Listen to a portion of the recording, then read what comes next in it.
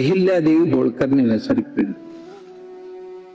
ಒಬ್ಬ ಹಾಲು ಮತಸ್ಥರ ಮನೆಯೊಳಗೆ ಹುಟ್ಟಿದಂತ ತಾಯಿ ಏನ್ ರಾಜ್ಯ ಆಳಿದಳ್ರಿ. ಇಂದೂರು ಸಂಸ್ಥಾನ ಮಹೇಶ್ವರ ಮೊಘಲರು ಸಾವಿರ ದೇವಸ್ಥಾನಗಳನ್ನ ನೆಲಸಮ ಮಾಡಿದ್ರು ಪರಕಿ ಆಕ್ರಮಣದಲ್ಲಿ.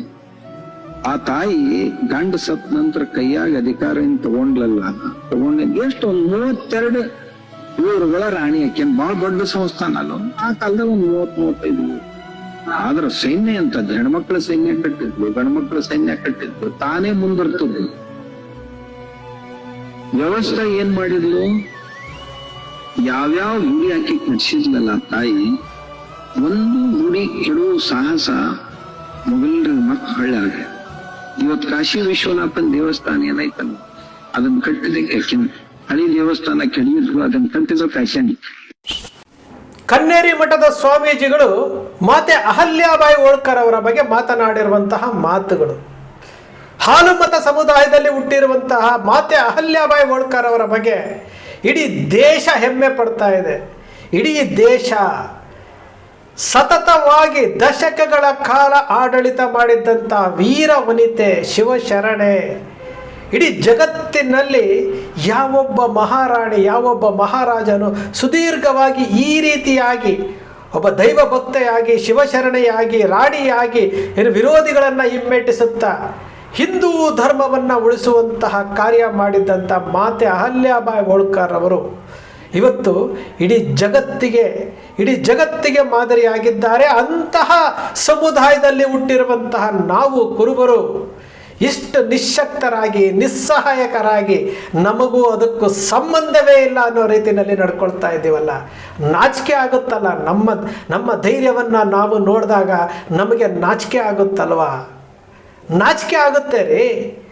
ಇಷ್ಟು ದೊಡ್ಡ ಸಮುದಾಯ ಇರುವಂತಹ ಈ ರಾಜ್ಯದಲ್ಲಿ ಎಲ್ಲ ಜಿಲ್ಲೆಗಳಲ್ಲಿ ಈ ಸಮುದಾಯ ಇದೆ. ನಮ್ಮ ಸಮುದಾಯದಲ್ಲಿ ನಡೀತಾ ಇರುವಂತಹ ಅನ್ಯಾಯಗಳನ್ನು ಪ್ರಶ್ನೆ ಮಾಡುವಂತಹ ಶಕ್ತಿ ಇಲ್ಲ ನಿಮ್ಗಳಿಗೆ. ಶಕ್ತಿಯನ್ನು ಕಳ್ಕೊಂಡ್ಬಿಟ್ಟಿದ್ದೀರಿ. ಇಂತಹ ಮಹಾರಾಣಿಯ ವಂಶದಲ್ಲಿ ಹುಟ್ಟಿರುವಂಥವರು ನಾವು. ಮಾತೆ ಅಹಲ್ಯಾಬಾಯಿ ಹೋಳ್ಕರ್ ಅವರ ಬಗ್ಗೆ ಎಂತಹ ಗುಣಗಾನಗಳು ನಡೀತಾ ಇದೆ. ಸಂಗೊಳ್ಳಿ ರಾಯಣ್ಣನವರ ಬಗ್ಗೆ ಎಂತಹ ಗುಣಗಾನಗಳು ನಡೀತಾ ಇದೆ. ಅಕ್ಕಬುಕ್ಕರು, ಕನಕದಾಸರು ಹಿಡಿದ ಹಠವನ್ನು ಸಾಧನೆ ಮಾಡದೆ ಆಗ್ತಾ ಇದ್ದಂತಹ ಅನ್ಯಾಯವನ್ನು ಪ್ರಶ್ನೆ ಮಾಡಿದಂತಹ ಭಕ್ತ ಕನಕದಾಸರ ವಂಶದಲ್ಲಿ ಹುಟ್ಟಿದಂಥವರು. ಮೈಲಾರಲಿಂಗ ಯಾವ ರೀತಿ ರಾಕ್ಷಸರ ವಿರುದ್ಧ ಹೋರಾಟ ಮಾಡಿದಂತಹ ಮೈಲಾರಲಿಂಗ, ಇಂತಹ ವಿಜಯನಗರ ಸಾಮ್ರಾಜ್ಯ ಸಂಸ್ಥಾಪನೆ ಮಾಡಿರುವಂಥದ್ದು, ಚಂದ್ರಗುಪ್ತ ಮೌರ್ಯ ಸಂಸ್ಥಾಪನೆ ಮಾಡಿದಂಥವರು, ಇಂತಹ ವಂಶದಲ್ಲಿ ಹುಟ್ಟಿದಂತಹ ನಾವುಗಳು ನಿಶ್ಶಕ್ತರಾಗಿದ್ದೀವಿ ಅಲ್ರಿ. ಕಣ್ಣು ಮುಂದೆ ಅನ್ಯಾಯ ನಡೀತಿದ್ರು, ನಮಗೂ ಅದಕ್ಕೂ ಸಂಬಂಧ ಇಲ್ಲ ಅನ್ನೋ ರೀತಿಯಲ್ಲಿ ನಡ್ಕೊಳ್ತಾ ಇದ್ದೀವಲ್ಲ. ನಿಜಕ್ಕೂ ನನಗೆ ನಾಚಿಕೆ ಆಗ್ತಾ ಇದೆ.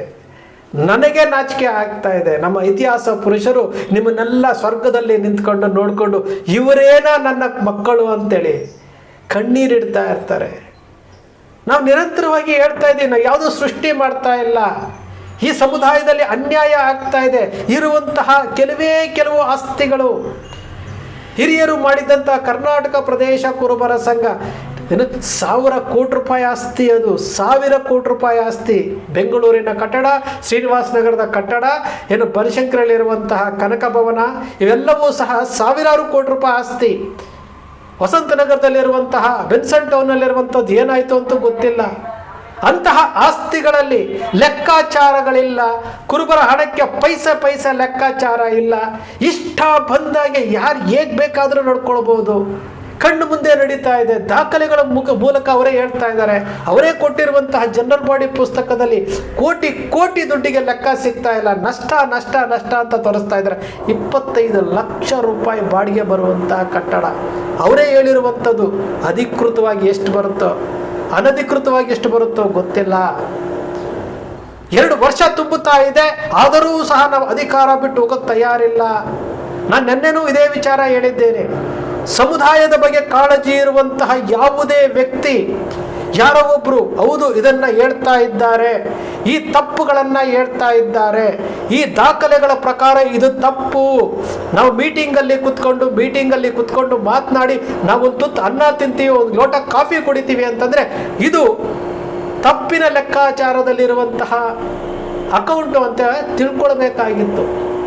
5 ವರ್ಷಗಳ ಕಾಲ ಯಾವುದೂ ಸಹ ಲೆಕ್ಕ ಕೇಳದಂಥವರು ಈಗ ಎಲೆಕ್ಷನ್ ಮಾಡ್ತಾರಂತೆ, ಜನರಲ್ ಬಾಡಿ ಮೀಟಿಂಗ್ ಮಾಡ್ತಾರಂತೆ, ಮತ್ತೆ ಎಲೆಕ್ಷನ್ಗೆ ಹೋಗಿ ಜನರಿಗೆ ಸತ್ಯ ಹೇಳಲ್ಲ.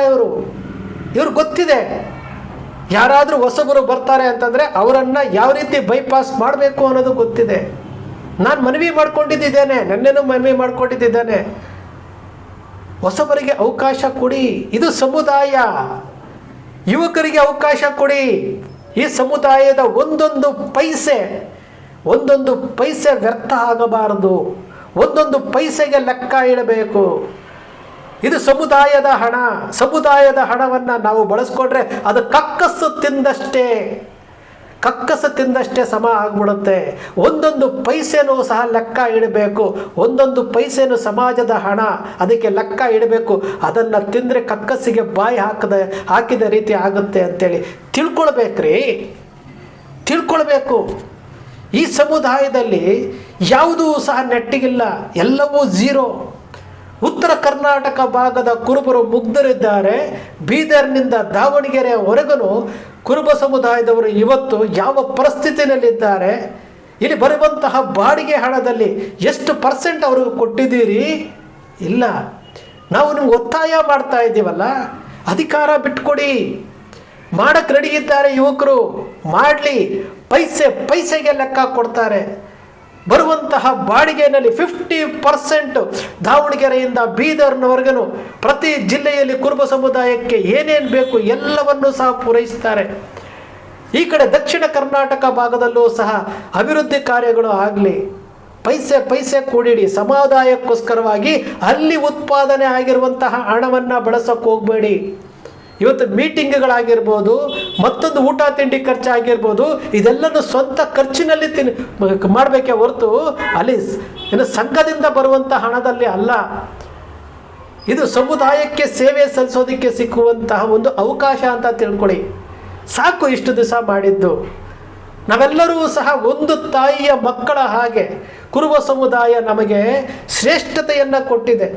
ಹಾಲು ಮತಸ್ಥರು ಅಂದರೆ ದೈವಾಂಶ ಸಂಬೋಧರು ಅಂತ ಹೇಳ್ತೀವಿ. ಇಂಥ ಶ್ರೇಷ್ಠತೆಯನ್ನು ಕೊಟ್ಟಿರುವಂಥ ಈ ಸಮುದಾಯದ ಅಭಿವೃದ್ಧಿಗೋಸ್ಕರ, ಬೆಳವಣಿಗೆಗೋಸ್ಕರವಾಗಿ ಇಷ್ಟು ದಿವಸ ನಾವು ಮಾಡಿದ್ದು ಸಾಕು. ಇನ್ನು ಮುಂದೆ 118 ಜನರನ್ನು ನಾವು ಪಕ್ಕ ಸರ್ಕೊಂಡು ಬಂದು ಹೊಸಬರಿಗೆ, ಯುವಕರಿಗೆ ಕೊಟ್ಟು ಹಣ ಖರ್ಚು ಮಾಡದೆ ಅವಿರೋಧವಾಗಿ ಆಯ್ಕೆ ಮಾಡಿಕೊಂಡು ಒಂದು ಮೇಲ್ಪಂಕ್ತಿ ಹಾಕ್ಕೊಡ್ರಿ.